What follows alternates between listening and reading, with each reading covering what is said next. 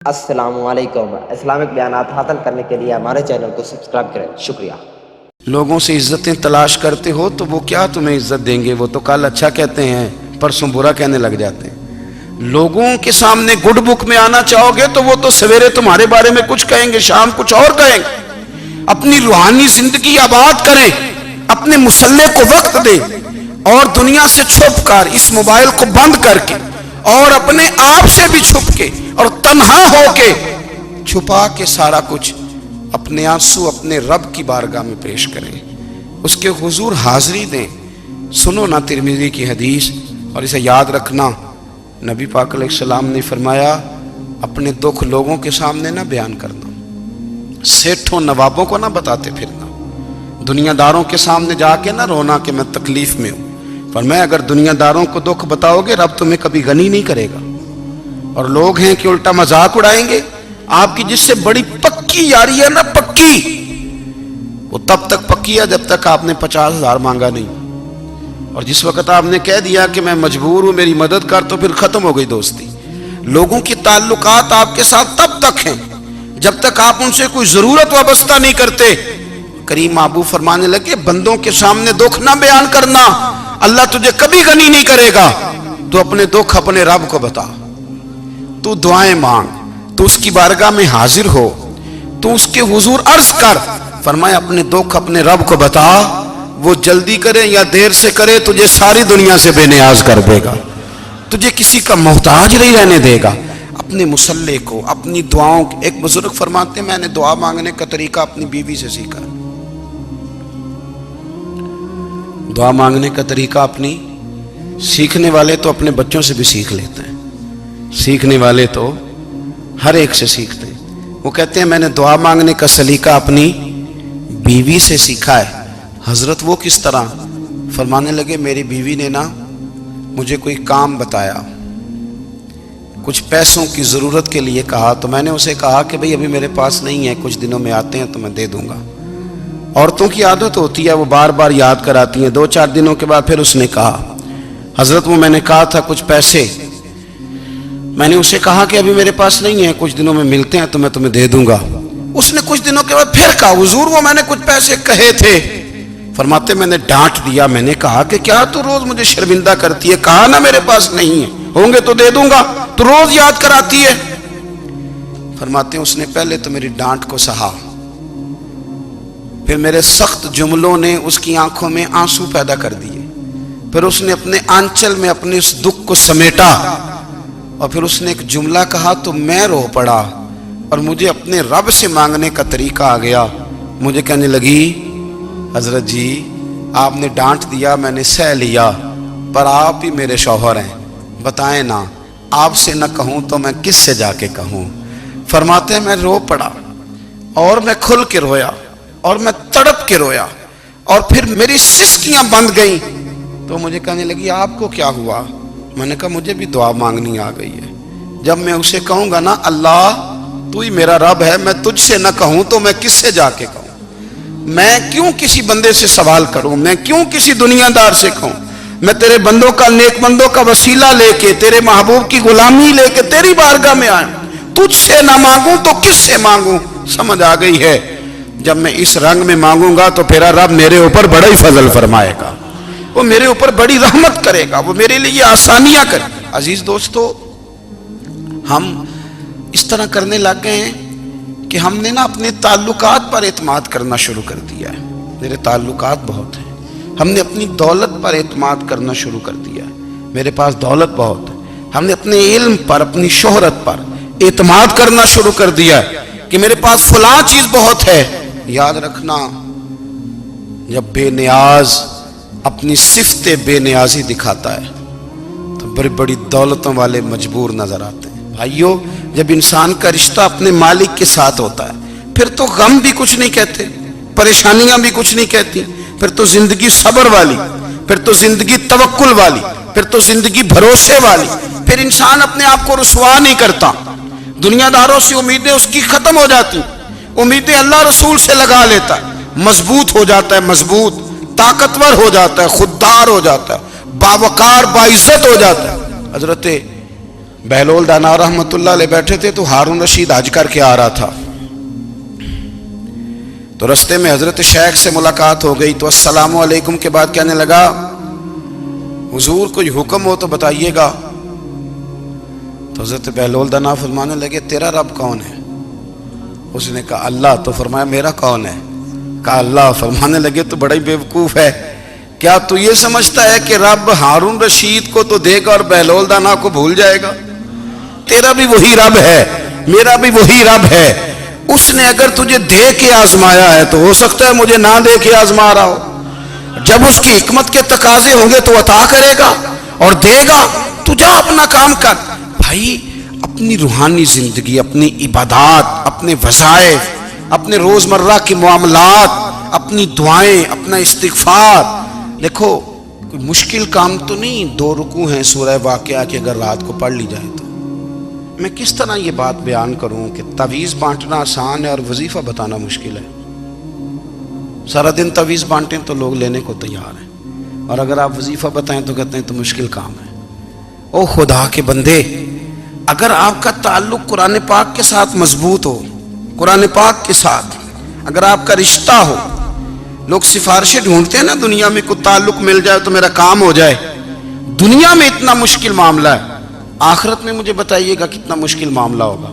میرے نبی پاک صلی اللہ تعالی علیہ وسلم نے فرمایا جو لوگ سورہ ملک پڑھا کرتے تھے نا، سورہ ملک، یہ سورت ملک قیامت میں ان کی سفارش کرے گی، اور اس طرح کرے گی کہ کہے گی اے اللہ یہاں اس بندے کو جنت میں داخل کر دے یا مجھے قرآن پاک سے علیحدہ کر دے، تو رب فرمائے گا جا اس کا دامن تھام کے اسے جنت تک پہنچایا۔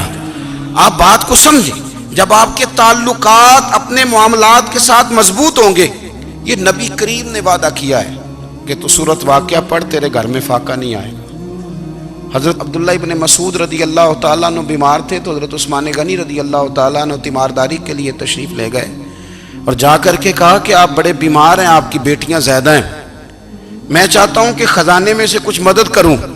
تو سیدنا عبداللہ ابن مسعود رضی اللہ تعالیٰ عنہ اٹھ کے بیٹھ گئے اور کہنے لگے امیر المومنین، اللہ آپ کو میری طرف سے، میری بیٹیوں کی طرف سے بہتر صلہ دے، میری بیٹیوں کو کسی خزانے کی ضرورت نہیں، میں نے انہیں خزانہ دے دیا ہے۔ کہا جناب آپ نے کون سا خزانہ دیا ہے، میں آپ کے مالی معاملات کو جانتا ہوں۔ تو فرمانے لگی امیر المومنین، میرے نبی کریم نے فرمایا ہے جو سورت واقعہ پڑھے اسے کبھی فاقہ نہیں آتا، میں نے بیٹیوں کو یاد کرا دی ہے، یہ خزانہ میں نے انہیں دے دیا ہے۔ وہ سارے والدین سنیں جو بیٹیوں کے لیے پریشان رہتے، حضرت عبداللہ ابن مسعود نصیحت کر رہے ہیں، فرمانے لگے میں نے سورت واقعہ یاد بھی کرا دی ہے، پڑھنے کی عادت بھی ڈال دی ہے، حضور نے فرمایا ہے جو سورت واقعہ پڑھے اسے فاقہ نہیں آتا۔ کہنے لگے چاند تو اپنی جگہ چھوڑ سکتا ہے، سورج گر سکتا ہے، تارے ٹوٹ سکتے ہیں، پر مدینے والے رسول کی بات غلط نہیں ہو سکتی۔ حضور نے فرمایا فاقہ نہیں آئے گا تو انشاءاللہ کبھی بھی نہیں آئے گا۔ کرنے کا کام یہ ہے کہ ہم اپنے معاملات، اپنی عبادات، اپنی دعائیں، کبھی 10 منٹ عادت ہو جائے نا دعا مانگنے کی علیحدہ سے رات کو، حضور نے فرمایا جو فرض نماز کے بعد دعا مانگے اللہ اس کی قبول کر لیتا ہے۔ نبی پاک صلی اللہ تعالی علیہ وسلم نے فرمایا اللہ مسافر کی دعا قبول فرماتا ہے۔ حضور نے فرمایا اللہ مظلوم کی دعا قبول فرماتا ہے۔ حضور نے فرمایا بیمار سے دعا کراؤ اللہ اس کی دعا قبول فرماتا ہے۔ میرے نبی پاک نے فرمایا ماں باپ جب بھی اولاد کے لیے ہاتھ اٹھائیں، ویسے تے بلے شاہ تو آسمانی اڈدیاں ہی پھڑ دیں، جڑا گھر بیٹھا انہوں بڑھیا ہی نہیں۔ حضور فرمانے لگے ماں باپ جب بھی اولاد کے لیے دعا فرمائیں اللہ ان کی دعا کو قبول کرتا ہے۔ آپ اپنا تعلق بنائیں، دعا کے ساتھ، عبادت کے ساتھ، مصلی کے ساتھ رشتہ بنائیں، استغفار پڑھیں۔ صلاح الدین ایوبی صلیبی جنگوں میں تھے، رات کو مسجد اقصی میں نماز پڑھی تو پریشان تھے، ایک بزرگ سے ملاقات ہوئی تو وہ کہنے لگے کہ آپ بڑے پریشان ہیں۔ کہنے لگے حضور پریشان اس لیے ہوں کہ پہلے ہی مسلمان کمزور ہے، اب میں نے سنا ہے دشمن کا ایک بحری بیڑا وہ جنگی سامان سے بھرا ہوا آ رہا ہے، تو اب ان کے پاس اور تلواریں اور نیزے آ جائیں گے، مسلمانوں کے پاس پہلے ہی وسائل کی کمی ہے، پریشان ہوں کس طرح کر کے مقابلہ کریں گے۔ یہ بات کہتے ہی صلاح الدین ایوبی نے بزرگوں سے کہا حضور آپ بھی دعا کرنا، دعا کی بڑی طاقت ہے۔ میرے نبی پاک نے فرمایا دعا مومن کا ہتھیار ہے، دعا مومن کا حضور نے فرمایا تقدیر کو سوائے دعا کے کوئی چیز نہیں بدل سکتی۔ دعا مومن کا ہتھیار ہے، یہ کافر کے پاس کوئی نہیں، یہ ہتھیار ہے مومن کا۔ اللہ کرے آپ کو سمجھ آئے، پھر سنیں، کئی بار کہہ چکا ہوں یہ ہتھیار ہے۔ کافر کے مقابلے میں جو تیرے پاس سب سے بڑا ہتھیار ہے وہ دعا ہے۔ دعائیں کرانی چھوڑ دی، کرنی چھوڑ دی، لینی چھوڑ دی۔ حضرت سیدنا انس بن مالک رضی اللہ تعالیٰ عنہ فرمایا کرتے تھے میں نے وہ رنگ دیکھا ہے جب حضور دعا مانگتے تھے اور حضور کی مقدس آنکھوں میں آنسو بھی ساتھ ہی بہا کرتے تھے، میں نے وہ انداز دیکھا ہے۔ تو صلاح الدین ایوبی بزرگ سے کہنے لگے آپ بھی دعا کیجیے، اور خود رونے لگے اور سر سجدے میں رکھ کے رونے لگے، اور عشاء سے لے کر فجر تک روئے، خوب روئے۔ صبح وہ بزرگ آئے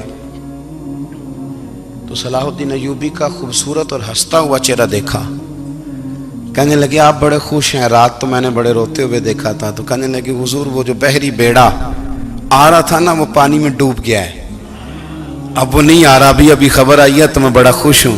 بزرگ کہنے لگے اٹھ سینے سے لگ اور سن ایک بات، وہ بحری بیڑا پانی میں نہیں ڈوبا، وہ تیرے آنسوؤں میں ڈوب گیا ہے۔ وہ جو تو رات رویا ہے نا رب کریم کی بارگاہ میں تو وہ ڈوب گیا ہے۔ حضرت عائشہ صدیقہ رضی اللہ تعالیٰ عنہ فرماتی ہیں ایک عورت تھی اور اسے نبی پاک صلی اللہ تعالیٰ علیہ وسلم نے نا وہ کلمہ پڑھ کے مسلمان ہوئی، مدینہ طیبہ آ گئی، تو حضور نے مسجد نبوی شریف میں اس کے لیے مکان، ایک سادہ سا کمرہ ساتھ مسجد کے بنوا دیا، وہیں رہنے لگی۔ اکثر وہ سیدہ طیبہ کے پاس آتی تو حضرت عائشہ صدیقہ رضی اللہ تعالیٰ عنہ فرماتی ہیں وہ بڑی باتیں سناتی اور آخر میں کہتی وہ ہار والا دن بھی بڑا عجیب دن تھا اور میرے رب کی قدرتوں کا دن تھا، وہ بھی بڑا عجیب دن تھا۔ سیدہ عائشہ صدیقہ رضی اللہ تعالیٰ عنہ ایک دن فرمانے لگی کہ تو ہار والے دن کا بڑا ذکر کرتی ہے، وہ کیا دن تھا؟ تو خاتون کہنے لگی اماں جی وہ دن تھا جب میرے رب پر بھروسہ اور مضبوط ہو گیا، جس دن میرا اپنے رب پر توکل اور بڑھا، میرے ایمان میں یقین میں اور پختگی آئی۔ کہنے لگی میں ایک گھر کی کنیز تھی، نوکرانی تھی، اس گھر میں ایک بچی تھی جس کے پاس سونے چاندی ہیرے جواہرات کا ہار تھا۔ اس زمانے میں نا چمڑے کے اوپر لوگ ہیرے جواہرات لگاتے تھے، کئی دفعہ سرخ رنگ کے چمڑے پہ لگائے جاتے تھے، وہ بچی پہنتی تھی۔ تو کہتی ہوں بچی کے اس نے اتار کے رکھا یا اس سے گرا وہ ہار تو چیل اسے اٹھا کے لے گئی گوشت سمجھ کے اور میرے سامنے اٹھا کے لے گئی۔ گھر والوں نے مجھ سے پوچھا، یہ بخاری میں موجود ہے، گھر والوں نے پوچھا مجھ سے کہ وہ ہار کہاں ہے، تو میں نے کہا چیل اٹھا کے لے گئی۔ گھر میں کچھ چوری ہو جائے تو سب سے پہلا الزام کس پہ لگتا ہے؟ ملازمین پہ۔ کہتے انہوں نے مجھے بڑا مارا، بڑی تکلیف تھی، حتیٰ کہ میری شرمگاہ تک کی تلاشی، میری عزت اتنی خراب کی میں بتا نہیں سکتی۔ میں نے اپنی زندگی میں ایک واقعہ دیکھا، ایک امیر گھر میں چوری ہو گئی، ملازم کو اتنا مارا کہ وہ چارپائی پہ پڑ گیا، پولیس والوں سے اتنی مار پروائی گئی کہ وہ بیچارہ چارپائی پہ پڑ گیا، اور پھر وہ اتنا بیمار ہوا اور کچھ دنوں کے بعد پتہ چل گیا کہ چور تو اپنا بیٹا ہے ان کا، پھر اس کا انتقال ہو گیا۔ اب وہ سیٹھ صاحب اور گھر والے آ کے نا مرنے والے کے کان میں معافیاں مانگ رہے ہیں، کان میں۔ تو میں نے ان سے پھر کہا تھا کہ یہ تو اب چلا گیا ہے، تمہارا زور چلتا تھا نا تو تم نے قانون خریدا اور تم نے اسے جتنا ہو سکا تم نے اسے مار پڑوائی، تمہارے پاس جو عدالتیں تھیں تم نے وہاں کارروائی کی، اب ایک عدالت قیامت کے دن لگے گی۔ یہ کمزور تھا نا، کچھ کر نہیں سکا۔ میرے نبی پاک صلی اللہ علیہ وسلم نے فرمایا سن لو، اگر سینگ والی بکری نے بغیر سینگ والی بکری کو تکلیف دی ہوگی نا تو قیامت کے دن اسے بھی بدلہ دینا پڑے گا کہ تیرے پاس سینگ تھے اور تو نے اسے مارا تھا۔ وہ خاتون عرض کرتی ہے سیدہ عائشہ کی خدمت میں کہ مجھے بڑا مارا، مجھے تکلیف دی، میں کہہ رہی تھی کہ میرے سامنے چیل لے گئی ہے پر وہ نہیں مان رہے تھے، اماں جی انہوں نے مجھے بڑا مارا۔ حضرت عائشہ صدیقہ کہتی ہیں پھر کیا ہوا؟ کہنے لگی اماں جی جب کوئی میرا مددگار نہ رہا مجھے تکلیف دے رہے تھے، رسوا کر رہے تھے، تو میں نے اپنے رب سے مدد چاہی، میرے رب کی طرف میں نے توجہ کی، میں نے کہا مالک اب تو ہی میرا مددگار ہے۔ کہتی ہے وہ مجھے مار رہے تھے تو وہ چیل جو ہار لے گئی تھی وہی لے کے واپس آ گئی، اور ہمارے سروں کے قریب لا کے اس نے جب اس ہار کو پھینکا، وہ مجھے چھوڑ کے سائیڈ پہ ہوئے، وہ میری بے گناہی جان گئے، لیکن آپ کو بتاؤں اس دن سے میرا اپنے رب پر یقین اور بڑھ گیا۔ مجھے سمجھ آ گئی کہ جب انسان پورا ٹوٹ جاتا ہے اور جب کوئی چاروں جانب اس کا مددگار نہیں ہوتا تو رب تو ہوتا ہے نا، اللہ تو اس کا مددگار ہوتا ہے نا، وہ تو پھر اپنے اس بندے کی مدد کرتا ہے نا، پھر وہ تو توانائی دیتا ہے نا، وہ تنہا نہیں چھوڑتا، وہ تو آنسوؤں والوں کے آنسوؤں پہ بڑا کرم فرماتا ہے، وہ تو قسم پرسی میں آ جاتا ہے، اس کی رحمت بڑھ کے استقبال کر لیتی۔ او میری ملت کے جوانوں، مزہ نہیں آ جاتا جب ساری دنیا سوئی ہو، ساری دنیا، اور بستر بھی گرم ہو اور نیند بھی پورا غلبہ کر رہی ہو، اور اچانک گھنٹی بجے دماغ میں، آنکھ کھلے، گھڑی پہ نظر پڑے، 3:30 4 بجے کا پیغام گھڑی بتائے، اور کوئی چڑھتی جوانی والا اٹھ کے وضو کرے، اور جب وہ مصلی کھول کے بچھائے تو مدینے والے محبوب کہتے ہیں کہ ہر نماز پہ رب ثواب دیتا ہے، اور جو اٹھ کے تہجد کی نماز پڑھے اسے دیکھ کے تو رب مسکراتا ہے، جو اس کی شان کے لائق ہے، جو اس کی شان کے لائق، وہ مسکراتا ہے، خوش ہوتا ہے کہ میرا بندہ تہجد میں اٹھ گیا، وہ مسکراتا ہے۔ کاش ہماری صبحیں کبھی اپنے مالک کے نام ہو جائیں، کاش کے صبح۔ حضرت ابو الحسن رحمۃ اللہ تعالی علیہ حضرت معاذ ابن جبل رضی اللہ تعالیٰ عنہ کے پاس بیٹھا کرتے تھے، فرماتے ہیں ان سے جو پیار بڑھا تو پھر میرا مصلی سے بھی بڑھ گیا۔ تابعین فرماتے ہیں صحابی رسول سے محبت ہوئی تو ذکر سے بھی ہو گئی، پھر درود شریف سے بھی ہو گئی، محبت ان سے بڑھی تو پھر اللہ نے مسجد کا پیار بھی بڑھا دیا۔ آپ فرماتے ہیں کہ میری ہر وقت طبیعت چاہتی تھی کہ بس اللہ اللہ کروں، بس اللہ اللہ کروں، بس نہ میں ذرا تھوڑی جان چھڑاؤں لوگوں سے، کوئی 10 منٹ ملے تو میں کوئی 4 نفل پڑھ لوں، میں تھوڑا سا نہ بچوں لوگوں سے، اور مجھے تسبیح ملے تو میں نہ کوئی 400-500 دفعہ استغفار پڑھوں، سبحان اللہ، الحمدللہ، اللہ اکبر، لا حول ولا قوت الا باللہ، میں نہ تسبیحات پڑھوں۔ فرماتے ہیں کہ بچے تھے گھر میں 6-7، غربت تھی، کام ملتا کوئی نہیں تھا، اور میں کام چور نہیں تھا، کام ڈھونڈتا تھا، پر اللہ کی قدرت کے کام نہیں ملتا تھا۔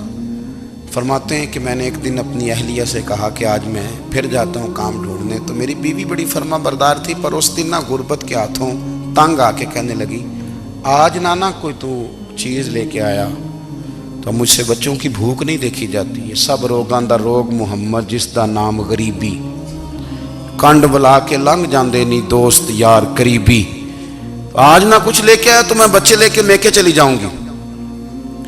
شیخ فرماتے ہیں کہ میں بڑا پریشان گھر سے نکلا، پر میں نے صبح سے لے کے زور تک کام ڈھونڈا، کام ملا کوئی نہیں، تو میرے دل میں خیال آیا چلو کام نہیں ملتا تو اللہ اللہ تو کرے نا، چلو بندوں کی مزدوری نہیں ملتی تو رب کریم کی عبادت ہی کرتے ہیں۔ فرماتے ہیں کہ میں نے نا فرات کے پانی سے وضو کیا، نہر کے، شدید دھوپ تھی، ساتھ ریت تھی اور ریت تپ رہی تھی، میں نے اپنا رومال وہیں مصلی کے طور پر بچھا لیا، اور فرماتے ہیں کہ زور سے لے کر عصر تک نماز پڑھی، دھوپ بھی پورے زور پہ، پر میرے سجدے کا ذوق بھی پورے زور پہ۔ فرماتے ہیں سورج بھی چمک رہا ہے اور رب کی عبادت کا ذوق بھی پورے زور پہ، میں سجدہ کروں تو پھر میرا اٹھانے کو جی نہ چاہے۔ میرے استاد لکھا کرتے تھے، یہ ان کا شعر ہے، وہ کہا کرتے تھے مجھے سوز دے، مجھے ساز دے، اور مجھے نیم شب کا نیاز دے، دم سجدہ خود کو میں توڑ دوں، مجھے ایسا ذوق نماز دے، اور میں تیری بہار کا پھول ہوں، میں کھلا بھی ہوں تو تیرے لیے، مجھے میری شاخ سے توڑ لے، مجھے اپنی زلف کا ناز دے۔ بھائی فرماتے ہیں کہ عصر تک میں نے نفل پڑھے، دل ڈھلنے لگا، عصر کی نماز پڑھی اور میں وہاں سے چلا۔ اب میں جب نکلنے لگا تو دل میں خیال آیا کہ چھوٹی چھوٹی دیواریں ہیں گھر کی، बगैर कुछ लिए जाऊंगा तो बीवी दूर से देखेगी तो शोर करेगी कि फिर खाली हाथ आ गया है। कहते मैंने अपने उसी रुमाल में जिस पे मैंने नमाज पढ़ी थी ना, रुमाल में की आखी दे पंजाबी जी साफा, कहते हैं उसी में ना मैंने कुछ रेत भर ली कि वो दूर से देखेगी तो समझेगी कुछ लेके आया है। चलो जाके उसे बता दूंगा कि आज फिर मजदूरी नहीं मिली। कहते हैं वो रेत लेकर जब मैं घर में गया तो पहले बीवी दरवाजे पे खड़ी होती थी, पूछती थी खाली हाथ आ गए हो? आज मैंने देखा तो है ही कोई नहीं। फरमाते हैं मैं अंदर दाखिल हुआ, सलाम लिए, कोने में मैंने वो रुमाल रख दिया और मैंने आवाज दी कि भली मानस कहाँ हो? तो वो कहने लगी आप मुंह हाथ धो ले, मैं रोटी लेके आई।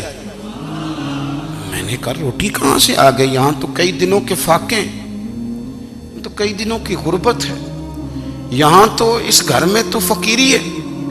फरमाते हैं कि वो रोटी लेके आई और उस वक़्त की जो मौजूदा नेमतें थी, समझ ले सलाद अचार हर चीज साथ लाई। मैंने कहा कि बच्चे कहाँ गए? कहने लगी वो खाना खा के खेलने गए, आप खाना खा लें आ जाते। खाना उसने चुन दिया। मैंने हैरत अंगेज लहजे में सारी नेमतें अपने दस्तरखान पे देख करके बीवी से पूछा ये कहां से आया खाना? बच्चों को तूने कहां से खाना खिलाया? ये सारा कुछ कैसा है? तो कहने लगी पता नहीं आज आप किस करीम की मजदूरी करने चले गए थे, पता नहीं किस करीम की, मेरे घर में तो इतनी नेमतें आई हैं कि मुझसे संभाली नहीं जा रही, इतना अनाज है, इतना गंदुम है, किस करीम के दरवाजे आज चले गए थे? ये कहते कहते वो उठी और उठ करके कहने लगी पहले ही बड़ा कुछ आया था, अब क्या ले आए हो? और जा करके ना उसने वो रेत वाला रुमाल खोला। कहने लगे मैं तो लेके आया था रेत, तो मेरे रब ने उसे भी सोने और हीरे बना दिया था। जब आपकी तवज्जो अल्लाह की जानी, मेरे नबी पाक सल्लल्लाहु ताला अलैहि वसल्लम ने फरमाया हर चीज अपने रब से मांग, हर चीज मांग, हर चीज मांग। या रसूलल्लाह क्या कुछ? मेरे महबूब ने फरमाया तेरे घर में नमक भी खत्म हो जाए तो वो भी अपने रब से मांगा कर। तो मांगना, वो तुझे देगा, तो उसकी बारगाह में कशकोले तलब दराज तो करना। और तिरमिजी शरीफ में अजीब लफ्ज है, रसूल कायनात ने फरमाया, रब करीम फरमाता है जब मेरा बंदा हाथ उठाता है ना तो मुझे हया आती है कि मैं खाली कैसे लौटा दूं इसके। अस्सलामुअलैकुम, वेलकम एक अजमल स्टूडियो। उम्मीद है कि आज का बयान आपके दिलों को छू लिया होगा और आपके ईमान में इजाफे का सबब बना होगा। दीन इस्लाम में हमें मोहब्बत, इखलास और अल्लाह ताला की इताअत का दर्स देता है और हमारे प्यारे नबी हज़रत मोहम्मद सल्लल्लाहु अलैहि वसल्लम मुबारक ज़िंदगी हमारे लिए मुकम्मल रहनुमाई है। अगर आप भी चाहते हैं कि ऐसे ईमान फिरोज़ बयानात, दिल को नरम करने वाली बातें और सुन्नत रसूल की रोशनी में ज़िंदगी गुजारने का तरीका सीखें तो अभी हमारे चैनल एक ही अजमल स्टूडियो को सब्सक्राइब करें। और इस चैनल पर आपको बेहतरीन उलमाए इकराम के बयानात, इस्लाही गुफ्तगू और रूहानी रहनुमाई मिलती रहेगी इंशाअल्लाह। वीडियो को लाइक करें, अपने दोस्तों और रिश्तेदारों के साथ ज़रूर शेयर करें ताकि ये पैगाम ज़्यादा से ज़्यादा लोगों तक पहुँच सके। और बेल आइकन को लाजमी दबाएं ताकि हमारी नई वीडियो सबसे पहले आप तक पहुँचे। अल्लाह ताला आप सबको दीन इस्लाम पर अमल करने की तौफीक अता फरमाए, आमीन। और हमें सच्चे मोहब्बत रसूल नसीब फरमाए। अपनी दुआ में हमें ज़रूर याद रखें। जज़ाकल्लाहु खैरा।